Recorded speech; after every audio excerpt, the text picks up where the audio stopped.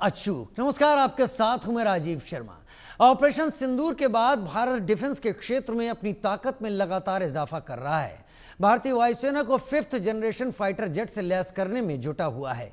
इस 5th generation fighter jet के लिए एडवांस मीडियम कॉम्बैट एयरक्राफ्ट को वायुसेना और नौसेना दोनों के लिए तैयार किया जा रहा है।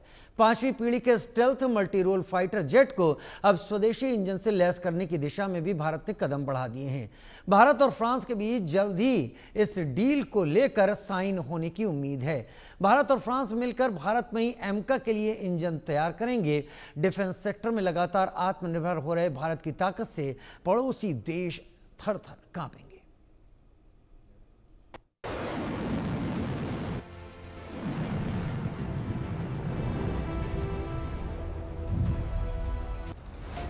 भारत की तीनों सेना की ताकत और अदम्य साहस का नमूना ऑपरेशन सिंदूर में पूरी दुनिया ने देखा। भारतीय वायुसेना ने पाकिस्तान और पीओके में घुसकर आतंकियों के ठिकानों को नेस्तनाबूद कर दिया। पाकिस्तान के 11 एयरबेस पर भारी तबाही मचाई। भारतीय वायुसेना को और ताकतवर बनाने और फाइटर प्रोग्राम को रफ्तार देने के लिए लगातार प्रयास जारी है। भारत अब स्वदेशी फाइटर जेट बनाने के साथ ही इनके लिए इंजन बनाने में भी कदम आगे बढ़ा रहा है। भारत 5वीं पीढ़ी का स्वदेशी फाइटर जेट बनाने जा रहा है। जेट के लिए स्वदेशी इंजन बनाने की ओर कदम बढ़ाया गया है। फ्रांस की कंपनी साफरान के साथ मिलकर ये इंजन बनाया जाएगा। को डेवलपमेंट के तहत भारत में फाइटर जेट के इंजन बनेंगे। फाइटर जेट के इंजन बनाने के लिए फ्रांस से डील का रक्षा मंत्रालय ने ड्राफ्ट भी तैयार कर लिया है। भारत में ही इंजन मेकिंग का काम शुरू करने का इशारा रक्षा मंत्री राजनाथ सिंह पहले ही कर चुके हैं। भारत फ्रांस मिलकर AMCA के लिए इंजन बनाएंगे। एडवांस मीडियम कॉम्बैट एयरक्राफ्ट यानी AMCA मार्क 2 में स्वदेशी इंजन लगेगा, तो वहीं AMCA मार्क 1 पर पहले ही काम शुरू हो चुका है।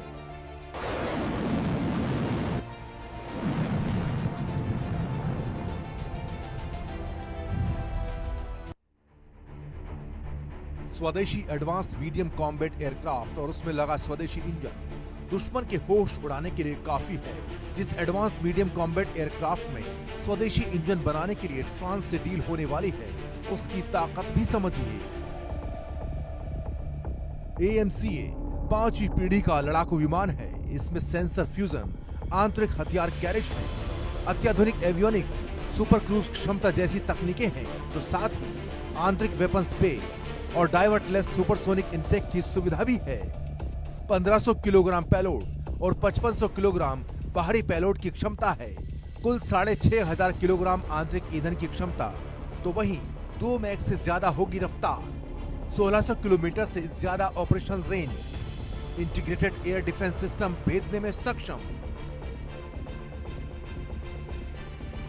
5वीं पीढ़ी के AMCA विमान लाइट कॉम्बैट एयरक्राफ्ट यानी LCA से अलग है। इनमें इलेक्ट्रोमैग्नेटिक सिग्नेचर कम है, जिससे दुश्मन के रडार के लिए इसे पहचानना मुश्किल हो जाता है। AMCA के साथ ही भारत की गिनती उन देशों में होगी जिन्होंने 5वीं पीढ़ी के स्टील्थ लड़ाकू विमान विकसित किए हैं। 5th जनरेशन के फाइटर जेट से लैस होने के बाद चीन और पाकिस्तान जैसे दुश्मन भारत की ओर आंख उठाकर भी नहीं देख सकेंगे। Bureau report, India news. दो खास मेहमान हमारे साथ इस वक्त जुड़े हैं। Major general doctor JK Bansal मेरे साथ सीनियर डिफेंस एक्सपर्ट के तौर पर, और group captain retired Tapesh Chaudhary मेरे साथ सीनियर डिफेंस एक्सपर्ट के तौर पर। आप दोनों का बहुत स्वागत है। ये कुछ ऐसे टॉपिक हैं जिन्हें समझने में मेरी भी रुचि है और बहुत रोचक होते हैं, क्योंकि आप लोग इसकी एक एक चीज़ से वाकिफ़ है, तो ज़्यादा बेहतर तरीके से चीज़ों को आप लोग समझा पाएंगे। JK बंसल सर, एमका की ज़रूरत वर्तमान हालात में और आज से 10 साल बाद जब हम उम्मीद कर रहे हैं कि ये भारत की सरहदों पर काम कर रहा होगा, कितनी अहम है और एमका का होना अपने आप में कितनी बड़ी जरूरत है? नमस्कार राजीव जी, पहले तो मैं आपके चैनल की और आपकी सराहना करना चाहता हूं और बधाई देना चाहता हूं कि आप जो लगातार हमारा डिफेंस प्रोडक्शन में आत्मनिर्भरता और नए नए हथियार बन रहे हैं उनके से अवगत कराते हैं, दर्शकों को अवगत कराते हैं और एक जो है जो मैन्युफैक्चरर हैं, जो डेवलपर हैं, जैसे में डीआरडीओ ले लीजिए, एचएएल, उनका भी मनोबल बढ़ता है इससे। जो आपने ये सवाल पूछा, ये बहुत ही अच्छा सवाल है। देखिए, जो अभी तक हमको डिपेंडेंट रहना पड़ता है दूसरे कंट्री के ऊपर में, अब सब कुछ हमारा हो जाएगा। और ये जो डील हुई है, इस डील में खासकर टेक्नोलॉजी ट्रांसफर की बात हुई है, और टेक्नोलॉजी ट्रांसफर फुल 100% होगी। और जो इसके अंदर इसमें जो है वो प्रॉपर्टी इंटेलेक्चुअल राइट भी हमारे पास रहेंगे, जिससे कि इसको हम मॉडिफाई कर सकते हैं, आगे इस जो है अपडेट कर सकते हैं, और अपग्रेड करने के अलावा हम इसको सेल भी कर सकते हैं। तो इंडिया एक बहुत बड़ा हब बन जाएगा जो एक्सपोर्ट का भी। इसके साथ साथ इस प्रोजेक्ट के आने से जो है भारत के अंदर में काफी रोजगार भी बढ़ जाएंगे। तो ये बहुत ही अच्छा प्रोजेक्ट है जो $7 बिलियन का है। और इसमें थोड़े से जो चैलेंजेस हैं वो ये है कि पहले भी हमारी डील जो साफरान के साथ में रही है, तो उसमें जो शक्ति इंजन बनाया था, 350 यूनिट इन्होंने बनाई थी, जो हमारे एडवांस लाइट एयरक्राफ्ट हैं, जो जो जो हमारे हेलीकॉप्टर हैं उसके लिए। तो उन बातों का सबका ध्यान रखा जाएगा। और ध्यान रखने के साथ साथ बहुत ही पावरफुल इंजन है, 125 किलो न्यूटन्स की इसकी पावर होगी और 25 टन वेट होगा। तो बहुत ही शक्तिशाली इंजन ये लग जाएगा, और जिससे जो भारत एक हब बन जाएगा। और जो जैसा आपने बताया MK2 के बारे में, MK2 एक बहुत ही स्टील्थ टाइप का और बहुत पावरफुल विमान 5th जनरेशन होगा, जबकि इसके अंदर में काफी मैन्योरेबिलिटी हो जाएगी और बहुत एडवांस होगा, स्टील्थ होगा। तो इन बातों को देखते हुए भारत जो है एक सेल्फ रिलायंस की तरफ बढ़ रहा है। और जो सेल्फ रिलायंस की बढ़ने से ये होगा कि हमें किसी के ऊपर में जो कुछ जो है डिपेंड नहीं रहना पड़ेगा। और एक बात मैं यहाँ ये भी कहूंगा कि ये जो कंपनी है, ये इंजन जो है राफेल को भी ये सप्लाई करती है। अब आप सभी दुनिया जानती है कि राफेल कितना पावरफुल और कितना एडवांस एयरक्राफ्ट है। तो वो सब कितना हमारे देश में हो जाएंगे। और देश में होने से सबसे बड़ी बात ये होती है कि देखिए, जब राफेल की बात हुई थी, कुछ कोड मांगा गया मिसाइल्स के लिए, तो उन्होंने रिफ्यूज कर दिया। जब सब कुछ हमारे पास होगा, तो इस तरह से हम अपना जितना चाहें प्रोडक्शन कर सकते हैं, जैसे चाहें मॉडिफाई कर सकते हैं। और जो इंडिया एक्सपोर्ट करेगा, और इंडिया एक बहुत बड़ा हब बन जाएगा। क्योंकि एक बात यहाँ ध्यान देने योग्य है कि वर्ल्ड क्लास जो वेपन जो हम बनाएंगे एयरक्राफ्ट, उसकी कीमत जो होती है भारत में कम होती है। तो जितने कंट्रीज हैं, जो जैसे आप चाहे उसमें फिलीपींस ले लीजिए, इंडोनेशिया ले लीजिए, साउथ एशिया के कंट्रीज हैं जिन्होंने हमारी ब्रह्मोस मिसाइल में भी काफी रुचि दिखाई है और ऑर्डर भी आए हैं।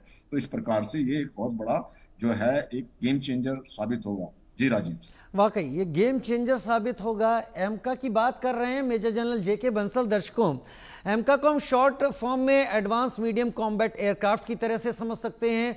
5th जनरेशन की बात कर रहा है, स्टेल्थ होने की बात कर रहा है।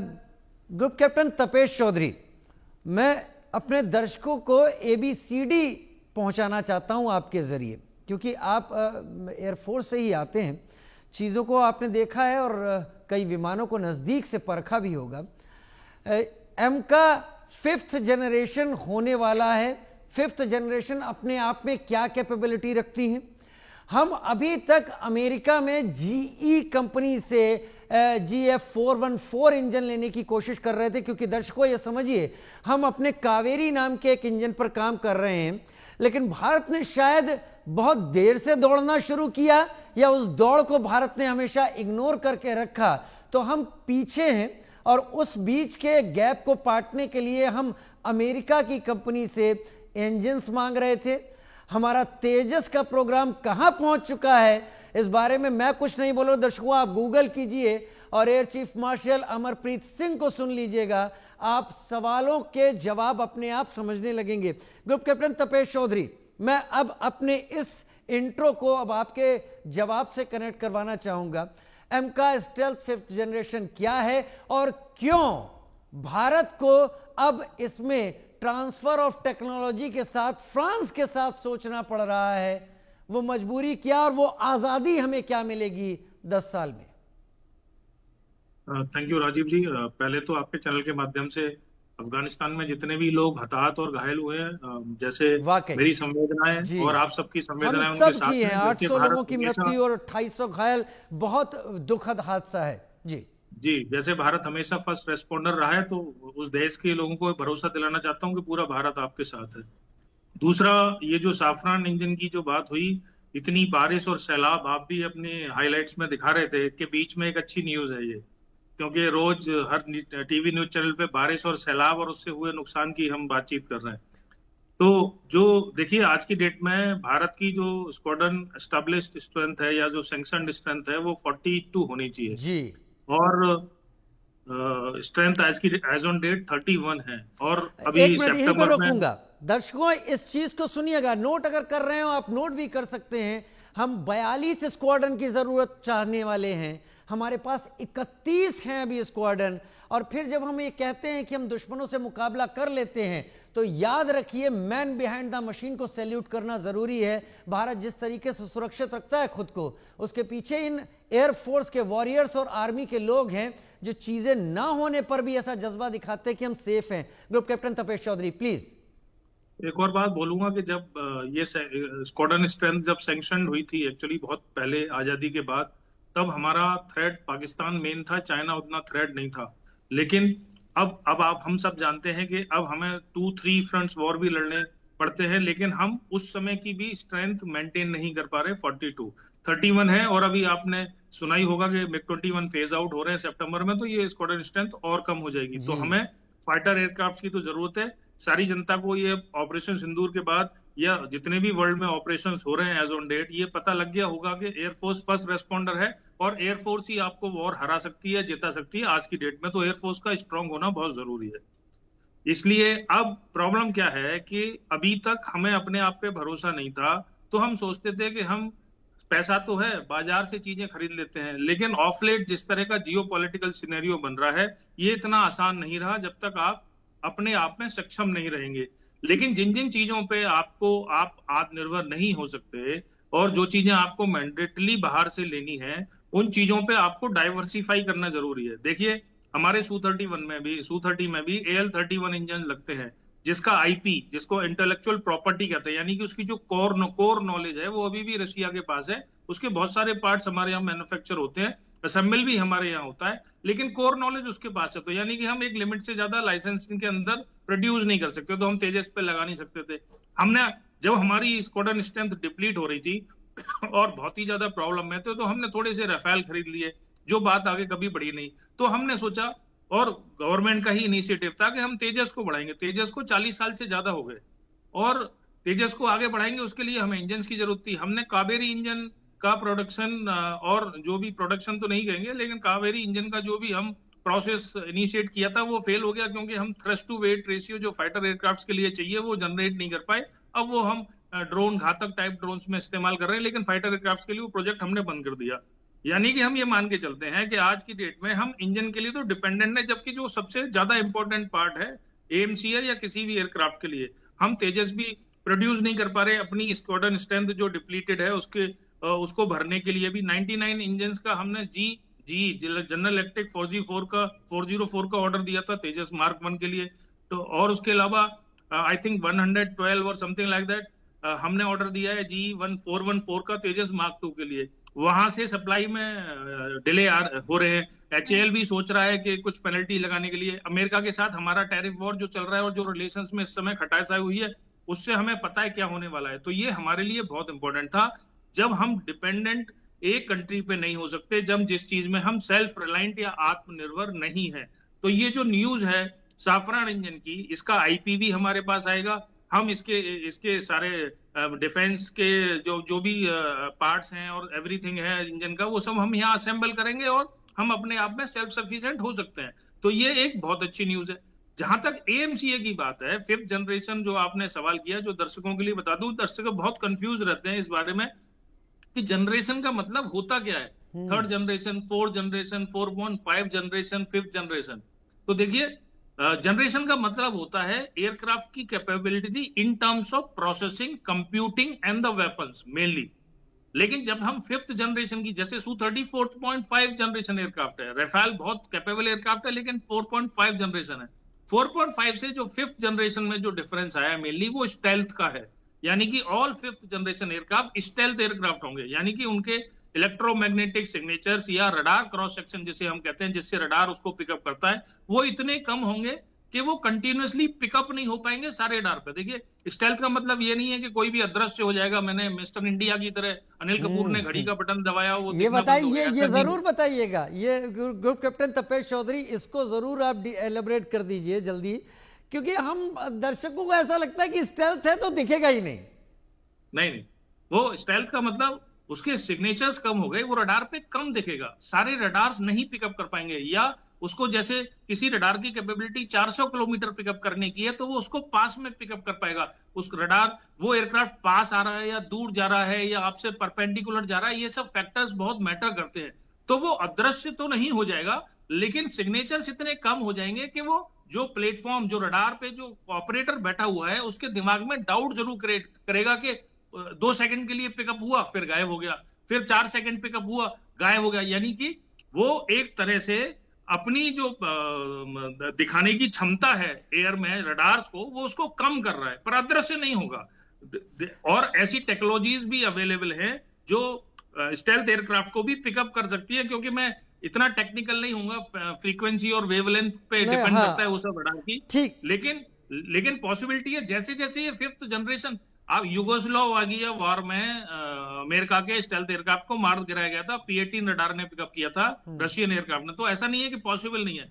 तो जैसे जैसे ये टेक्नोलॉजीज बढ़ेंगी वैसे वैसे पॉसिबल वर्ल्ड है, आगे लेकिन बढ़ेगा। बेहतर होने की जरूरत है। हम दूसरे पर कितना निर्भर रहते हैं, ये भी तय करता है कि हमें वक्त पर खाना मिलेगा या नहीं मिलेगा। ये ठीक है कि दूसरा हमको चीजें सप्लाई कर सकता है और हम उससे कुछ अच्छी डिश बना सकते हैं, लेकिन उस डिश के अगर आदी हो जाएं और उस डिश बनाने के इंग्रेडिएंट्स हमने खुद तैयार नहीं किए तो फंसना पड़ेगा ही पड़ेगा। मेजर जनरल जेके बंसल, हमारे दर्शक इस बात को जरा समझ लें जो ग्रुप कैप्टन तपेश चौधरी कह रहे थे, जो लोग फिजिक्स पढ़ रहे हैं, 10th या 12th में भी पढ़ रहे हैं, वो समझे कि इस स्टेल्थ में जो वेवलेंथ है उसे अगर रिवर्ट कर रहा है और उसे रडार कैप्चर वापस करता है तो बहुत ज्यादा विजिबिलिटी होती है, लेकिन स्टेल्थ क्या करता है, इधर एब्जॉर्व करता है या उसको डिफ्लेक्ट कर देता है। ग्रुप कैप्टन तपेश चौधरी सही कह रहे हैं कि सिग्नेचर तो आएंगे, लेकिन जेके बंसल साहब, फ्रांस के साथ अगर हम 10 साल के करार पर जा रहे हैं, इस नए 120 किलो न्यूटन के इस इंजन के साथ एक जबरदस्त पावर होगी जो फाइटर प्लेन होगा उसमें, लेकिन 10 साल का समय हमारे पास है। हम 1 साल में बदलते अमेरिका को नहीं समझ पाए आज की डिप्लोमेसी में। हम कैसे गारंटेड हो सकते हैं कि even after signing the deal, France अगले कुछ सालों में अमेरिका के साथ अगर पार्टनरशिप में आगे बढ़ता है तो वह हमारा सिक्योर्ड और सेफ पार्टनर रहेगा? देखिए, सबका अपना इंटरेस्ट होता है और फ्रांस का अपना इंटरेस्ट है।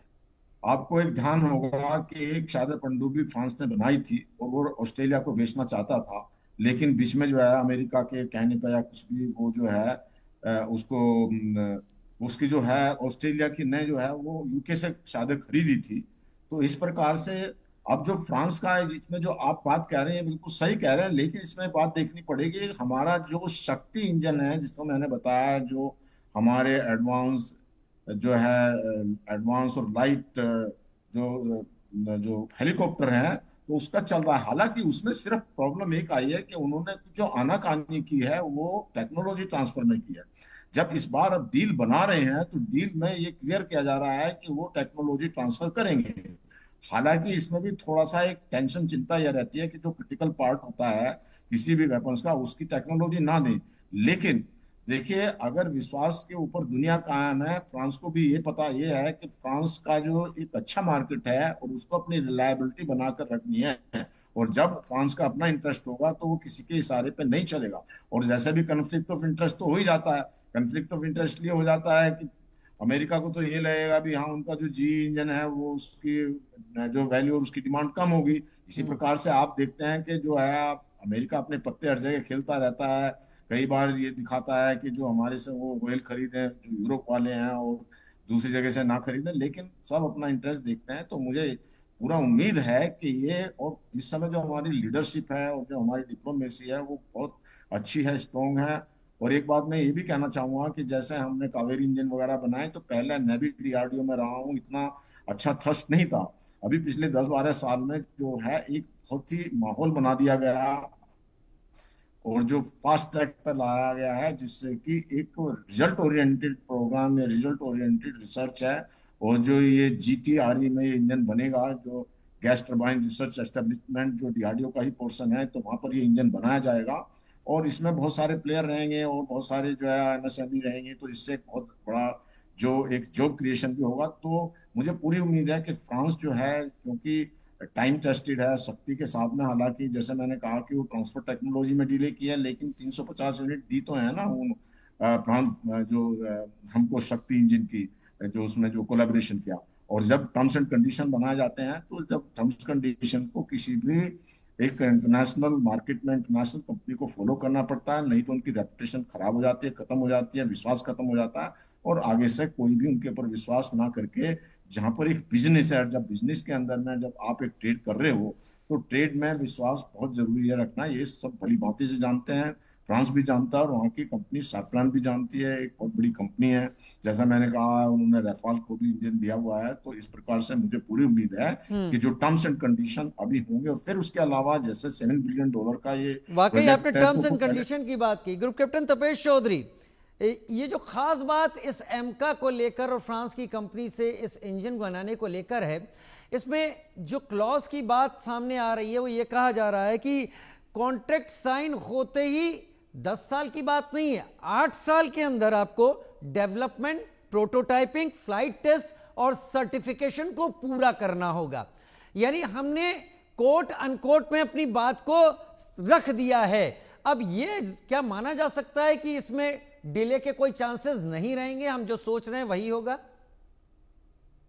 देखिए, जहां तक हम जो बात कर रहे हैं फ्रांस के ट्रस्टेड पार्टनर की, फ्रांस आज से हमारा पार्टनर नहीं है। THD 1955 एक रडार होता था जो एयर डिफेंस का, इंडियन एयरफोर्स का बहुत सालों तक मेन स्टे रहा। वो हमने 60s और 70s में खरीदा था, THD 1955 रडार।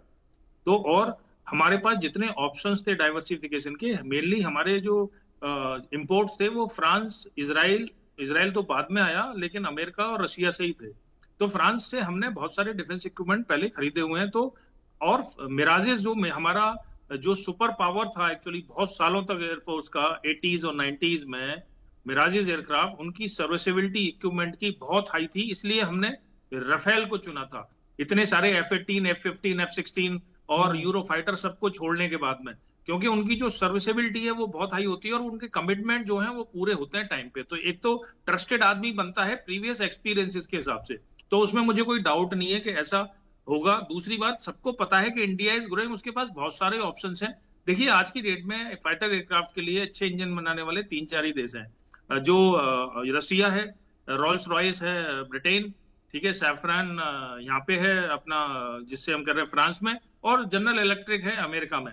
तो जनरल इलेक्ट्रिक से हमने डील करी, हमें बहुत मजा नहीं आ रहा। अगर आप मेरा फ्रैंक ओपिनियन पूछते हैं तो मैं तो बोलता कि जनरल इलेक्ट्रिक से जितनी फर्स्ट डील है उतनी कर लो, बाकी फ्रांस के साथ कर लो, कैंसिल कर लो उस डील को। हमारा प्रोजेक्ट और 2-3 साल डिले होता है, कोई बात नहीं। जो मेरी इंटरनल इंफॉर्मेशन है उसके हिसाब से साफरान ने ये बोला है कि भाई 2029 एंड तक हम प्रोटोटाइप के लिए, AMCA के लिए आपको इंजन प्रोवाइड कर सकते हैं 3 से 4 जी। तो बेसिकली सबसे बड़ा रिक्वायरमेंट प्रोटोटाइप के लिए ही इंजन का होता है, उसके बाद तो डेवलपमेंट चलता रहता है। तो अगर वो अपनी बातों पे खरे उतरते हैं तो हमारा ये टाइमलाइन 10 से 12 साल का मीट हो जाएगा, जो किसी भी मेरे दर्शक समझ गए होंगे। 5th जनरेशन पे भारत जो जा रहा है, हम जो लड़ाई लड़ना चाहते हैं, हमें आगे ये सोचने और कहने का मौका ना मिले कि हमारे पास वो रेसलिंग रिंग नहीं थी जिसमें दूसरा लड़ रहा है और हमारे पास वो तैयारी नहीं थी। क्योंकि जब ऑपरेशन सिंदूर होता है तो हम अपनी छोटी उन गनों से भी ड्रोन्स को निशाना बनाने का काम कर दिखाते हैं जिनके बारे में आप लोग बात नहीं करते। तो आपको एक्सक्यूजेस नहीं देने होते, परफॉर्म करना होता है। हम तैयारी कर रहे हैं देश को आत्मनिर्भर बनाने के लिए। Major general JK Bansal sir, group captain Tapesh Chaudhary sir, आप दोनों ने समय निकाला।